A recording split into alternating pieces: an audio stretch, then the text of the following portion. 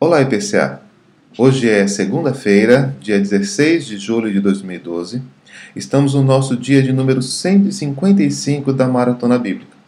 Hoje, a nossa leitura será no capítulo 2 da carta aos Efésios. No capítulo 1, Paulo relatou que desde a eternidade Deus manifestou o seu propósito e, através do seu amor, separou-nos para a sua própria glória e fez de nós parte do glorioso corpo de Cristo, que é a Igreja.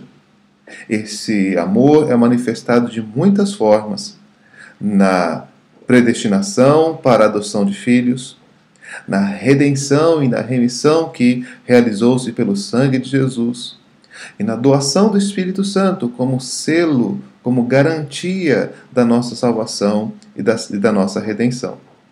Paulo também registrou em sua oração que orava, que pedia a Deus que os efésios pudessem ter a plena compreensão da revelação e do poder de Deus em Cristo Jesus, a riqueza do chamado, o poder que opera em nós, o mesmo que ressuscitou Cristo dentre os mortos. E uma grande quantidade de vezes nessa passagem, Paulo usa a expressão em Cristo, para demonstrar que todos esses benefícios, todas essas riquezas espirituais foram concedidas a nós na pessoa e na obra do Senhor Jesus. Ele também usa em pontos chaves a expressão para o louvor da sua glória, porque este é o alvo, esta é a razão de tudo aquilo que Deus fez. Agora, no capítulo 2, ele descreve as profundas transformações que a obra da redenção realiza em nós.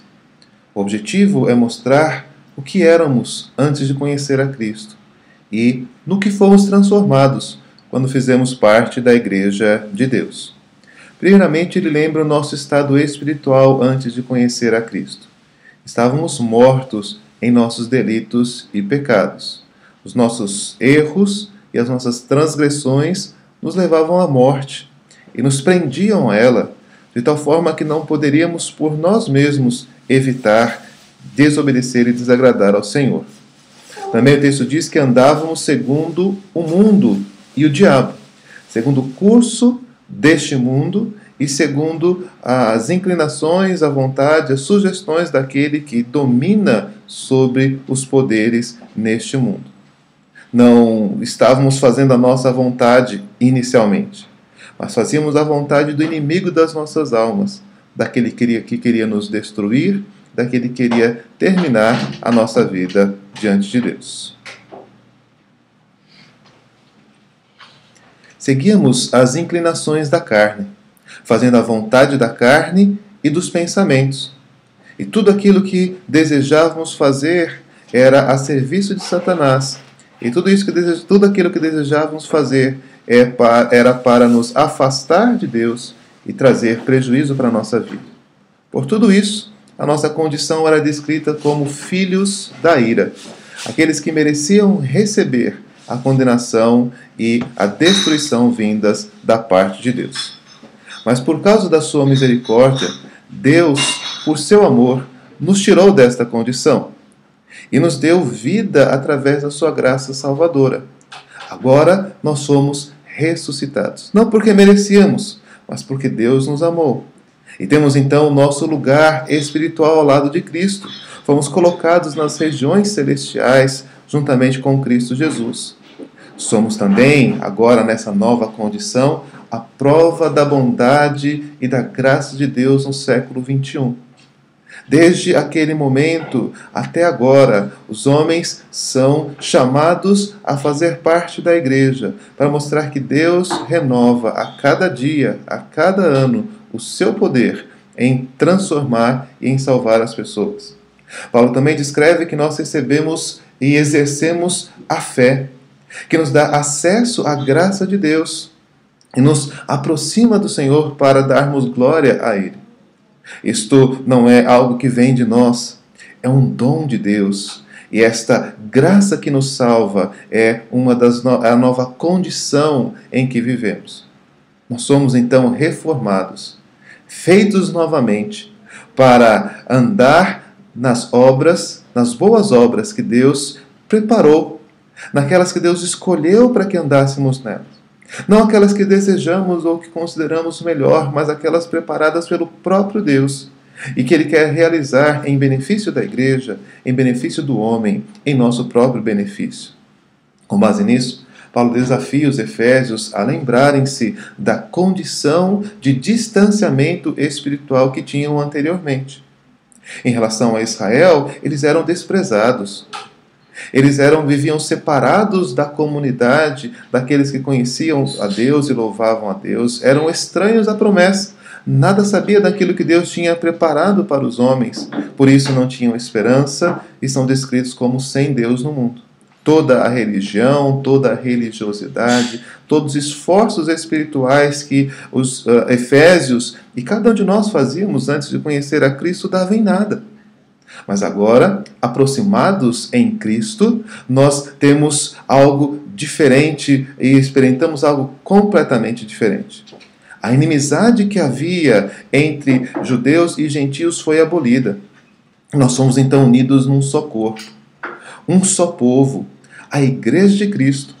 Temos todos o mesmo acesso a Deus e agora somos concidadãos. Fazemos parte da sua família, algo que jamais poderíamos imaginar, algo que nunca fora dito aos gentios, agora estava ao acesso deles por meio de Cristo e de sua obra.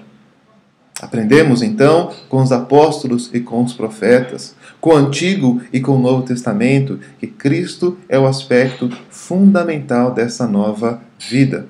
Nele nós somos transformados num templo espiritual. Um lugar onde o próprio Deus habita por meio do Espírito Santo. Nada daquilo que éramos anteriormente pode se comparar com essa nova e gloriosa condição. Antes éramos inimigos, agora somos amigos de Deus. Antes estávamos longe, agora fomos aproximados. Antes não tínhamos Deus, agora fazemos parte da sua família. Antes estávamos mortos em nossos delitos e pecados, e agora somos renovados, fomos ressuscitados para uma nova vida de boas obras através da fé. O que esse segundo capítulo nos faz lembrar é do estado de que fomos retirados.